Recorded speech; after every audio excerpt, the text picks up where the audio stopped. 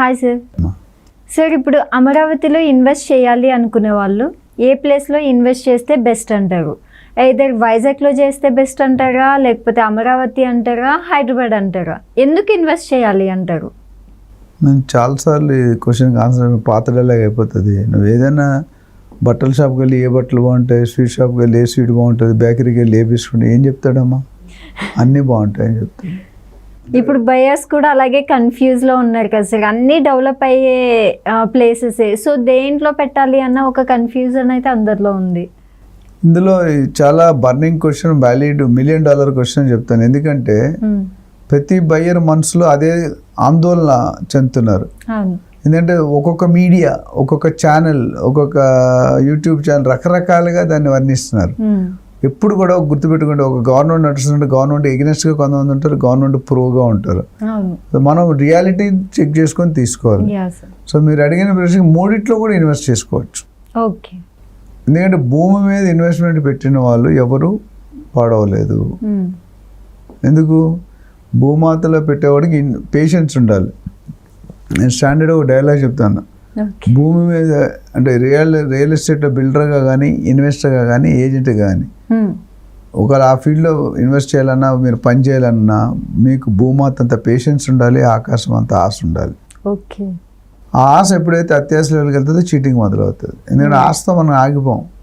Example, ఒక ఆయనకి cycle ఉండేది అనుకోండి, సైకిల్ తర్వాత టీవీఎస్ కొనుక్కుంటాడు, లేకపోతే లోనా అని ఉండేది, లోనా తర్వాత టీవీఎస్ కొనుక్కుంటే బజాజ్ చేతక్ పోతే హీరో హోండా స్ప్లెండర్, ఇంకా హై స్పీడ్ వెహికల్ ఏదో వస్తుంది. దాని తర్వాత మారుతి 800 కారు, లేకపోతే నానో కారుతో మారుతి 800, దాని తర్వాత సి సెగ్మెంట్, తర్వాత BMW, దాని తర్వాత బెంజ్. ఇంకా దానికి లిమిటే లేదు. ఒక కారు రాగానే ఎప్పుడూ హ్యాపీ అవ్వం. నాకు అర్థమైందా? ఇంకా కొనాలి. సో మంచిదే. బట్ మన స్థామత ఏంటి, మన లెవెల్ ఏంటి, మన ఫ్యామిలీ కెపాసిటీ ఏంటి, మన ఎర్నింగ్స్ ఏంటి, దాని మీద మనం డిసైడ్ చేసుకోవాలి.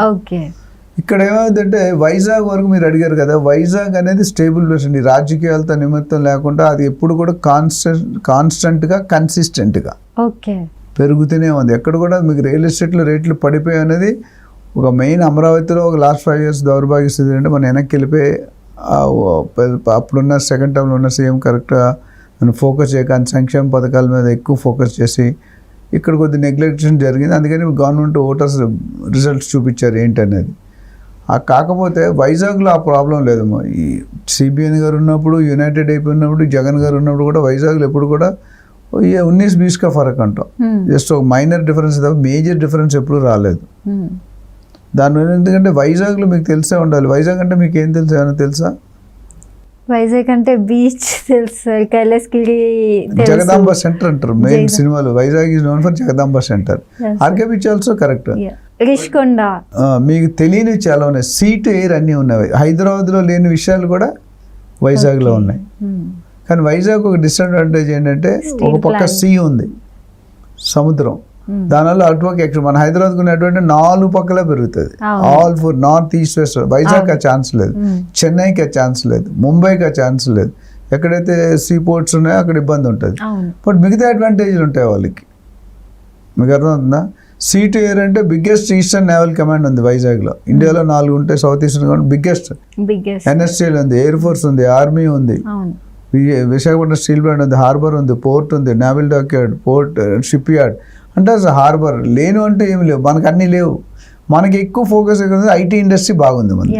వైజాగ్లో ఐటీ ఇండస్ట్రీ అనేది అంత ఎక్కువ లేదు.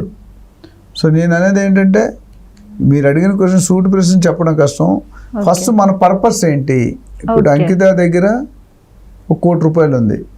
నువ్వు దేనికి? పెళ్ళి అయిన వాళ్ళు అంటే పిల్లలుగా ఉన్నప్పుడు ఒకలా ఉంటుంది థింకింగ్, పెళ్ళయ్యాక భర్త వచ్చాక ఒకలా ఉంటుంది, పిల్లలు పుట్టిన తర్వాత ఒకలా ఉంటుంది, కొద్దిగా ఓల్డ్ ఏజ్ వెళ్తున్న వెళ్ళి మన స్ట్రాటజీలు మారిపోతాయి. మీకు గుర్తుంటే అంతకుముందు మన నాన్నలు తాతలు రిటైర్ అయ్యే ముందు ఇల్లు కొనుక్కున్నారు. ఎందుకంటే అప్పుడు PF, PPF గ్రాట్యుటీ వచ్చేవి. ఇప్పుడు అలా మీ వయసులో కొనేస్తారు. తర్వాత పెందుర్తి, కొత్తవలస, ఒక బెల్ట్, అటుపక్క రిషికొండ, ముసల్లో, జూ ఏరియా, ఆనందపురం, తగరపల్లి, సదోక్ ఏరియా, విజయనగరం, భోగాపురం. అంటే నేను వైజాగ్లో పెరిగిన నాకు ఏరియా ప్లేస్లో వేసి తెలుసు. సో అక్కడ ఎక్కడ పెట్టుకునే పెరుగుతుంది. కాకపోతే ఇప్పుడు నుండి నెక్స్ట్ ఇప్పుడు వైజాగ్ ఫైనాన్షియల్ క్యాపిటల్గా చూసాం కూడా అక్కడ ఏం చేంజెస్ వస్తాయి, చంద్రబాబు నాయుడు గారు ఏం కడతారు అనేది చెక్ చేసుకోవాలి. అమరావతి వచ్చేసరికి నేను ఆల్రెడీ అంత ముందు వీడియోలో చెప్పాను, సీడ్ యాక్సెస్ రోడ్ అని ఉంది, మీకు మెయిన్ అమరావతి, దాని తర్వాత ఎక్కడైతే గవర్నర్ బంగ్లా ఇవన్నీ మెయిన్ బిల్డింగ్స్ వస్తున్నాయో, తర్వాత Bodupalem, Dondapadu, Venkatapalem, Velagapudi, diamond ring road, ఈ స్ట్రెచ్లో ఎక్కడైనా పెట్టుకున్నా పెరుగుతాయి. తుళ్ళూరు, కాజా, తాడేపల్లి అన్ని ఏరియాలు కూడా పికప్ అవుతాయి. అయితే మెయిన్ చంద్రబాబు నాయుడు గారి ఫోకస్ ప్రకారం అమరావతి 30-40 కిలోమీటర్ ఫేజ్ 1లో నెక్స్ట్ 3-4 years డెవలప్ చేస్తారు. ఇక్కడ ఎక్కడ కొనుక్కున్నా మీకు 5 to 10 years డెఫినెట్గా అప్రిషియేట్ అవుతుంది. ఇమీడియట్గా అయితే అవదనే నా సబ్జెక్షన్ ఏంటంటే, ఇప్పుడు ఇవాళ కొనుక్కుంటే రేపు అమ్మేసుకుందాం, మా అమ్మాయి పెళ్ళి ఉంది, మా అబ్బాయి ఇంజనీరింగ్ వెళ్ళాలి అని ఒక సంవత్సరంలో 6 నెలలు అయితే అంత రేట్ రాకపోవచ్చు. కొంతకాలం వెయిట్ చేసి రియల్ ఎస్టేట్లో ఎంత లాంగ్గా ఉంటే అంత అప్రిషియేషన్ వస్తుంది. ఇప్పుడు రియల్టర్ కూడా చాలా 3 నెలలు కష్టపడతారు, గివ్ అప్ ఇచ్చేస్తారు. రియల్ ఎస్టేట్లో 3 నెలలు 4 నెలలు జరిగేది. Real estate is not a 100-meter dash, it is a marathon. PT Usha 100 meters 2 seconds పరిగెట్టేస్తుంది. బట్ రియల్ ఎస్టేట్ అలా సెకండ్స్లో పెరుగుతుంది. ఒక గ్యారంటీ ఏంటంటే, మీరు నిద్రపోతున్నప్పుడు కూడా ఆస్తులు పెరిగాయంటే రియల్ ఎస్టేట్. మిగతా దాంట్లో కూడా పెరుగుతాయి, తక్కువ పర్సంటేజ్. ఇప్పుడు గోల్డ్ మార్కెట్లో ఒకలా ఉంటుంది, షేర్ మార్కెట్ ఎట్లా ఉంటుంది, మ్యూచువల్ ఫండ్స్లో ఉంటుంది. బట్ రియల్ ఎస్టేట్లో గత లాస్ట్ ఒక 30-40-50 years చూసుకుంటే 500% గ్రోత్ ఉంది. మిగతా దాంట్లో అంత లేదు. So it depends upon so many conditions. So మీ ఆ క్వశ్చన్కి ఆన్సర్ అంటే, Hyderabad is having its own established, already developed. Amaravati to be developed. So to be developed కొంచెం స్లో ఉంటే రేట్లు తక్కువ ఉంటాయి. ఇప్పుడు హైదరాబాద్లో మనకు 10,000-15,000 ల్యాండ్ దొరకంటే ఎక్కడో 100 kilometers, 80 kilometers, 70 kilometers వెళ్ళాలి. అమరావతిలో 25-30 kilometers దొరికిపోతుంది. సో అక్కడ లో ప్రైసింగ్ ఉంది, లో అప్రిషియేషన్ ఉంటుంది. ఇక్కడ హై ప్రైసింగ్ ఉంది, హై అప్రిషియేషన్. మళ్ళీ బాగా అప్రిషియేట్ అయినా సాచురేషన్కి వచ్చేస్తుంది. మార్కెటింగ్లో ఇంట్రడక్టరీ లైఫ్ సైకిల్ అని ఉంటుంది. Introduction, growth, maturity, saturation. అంటే గ్రాఫ్ ఇలా ఇంట్రడక్షన్ అంటే ఇలా పెరుగుతుంది, గ్రోత్ బాగా పెరుగుతుంది. మెచ్యూరిటీ అంటే ఇక్కడ స్టేబుల్ అయ్యి, ఇప్పుడు మనిషి ఒక 20 సంవత్సరాల హైట్ ఎదగడు, సాచురేషన్ ఉంటాం, కింద తర్వాత పడిపోతారు. అట్లా చూసుకుంటే రేట్లు కూడా అట్లానే ఉంటాయి. So all areas are good. But only my suggestion, మీరు ఎక్కడ ఇన్వెస్ట్ చేయాలనుకున్నా మీ పర్పస్ క్లారిటీ పెట్టుకోండి, ఎంతకాలం హోల్డ్ చేస్తారో పెట్టుకోండి. సరైన రియల్ ఎస్టేట్ ప్రొఫెషనల్ ఏజెంట్, ఆ ఏరియాలో నాలెడ్జ్ ఉన్న వాళ్ళకి, గ్రిప్ ఉన్న వాళ్ళకి మాత్రం మీరు అపాయింట్ చేసుకొని వాళ్ళ ద్వారా వెళ్తే మీకు 90% సేఫ్టీ ఉంటుంది. వాళ్ళకి 1-2% కమిషన్ వాళ్ళని ఆలోచించదు. మీరు 1-2% చూసుకుంటే 98% మీరు లాస్ అయిపోతారు. So don't look. మనం చాలా తెలుగులో ఉంటాం కదా, చూస్తుంటే సూది జాగా పోనేం, చూడకుండా ఏనుగుపోయినా దెబ్బలో పోయినా పర్వాలేదు. సో అది కొద్దిగా ఆ ట్రెడిషన్ నుండి బయటికి రావాలి. చాలా మంది ఏమంటే రియల్ ఎస్టేట్ ఏజెంట్స్ చీట్ చేస్తారు. ఎస్, మనం చీట్ అవుతా ఉంటే చీట్ చేస్తారు. లంచం తీసుకున్నట్టు తప్పు, అది ఇచ్చేవాడు తప్పు. సో మనం జాగ్రత్తగా ఉంటే మంచి ఏజెంట్ అపాయింట్ చేసుకుంటే వాళ్ళు చేయరాదు. ఎక్కడో 10లో 100కి కూడా ఒకడు ఉంటాడు, అది ఓకే. బట్ వాళ్ళు లేకుండా మంచి వాళ్ళని అపాయింట్ చేసుకోండి. ప్లస్ అడ్వైస్ కావాలంటే మాలాంటి కన్సల్టెంట్స్ ఉన్నారు, చాలా మంది ఉన్నారు మార్కెట్లో, వాళ్ళని అప్రోచ్ చేయండి. They will try to help you.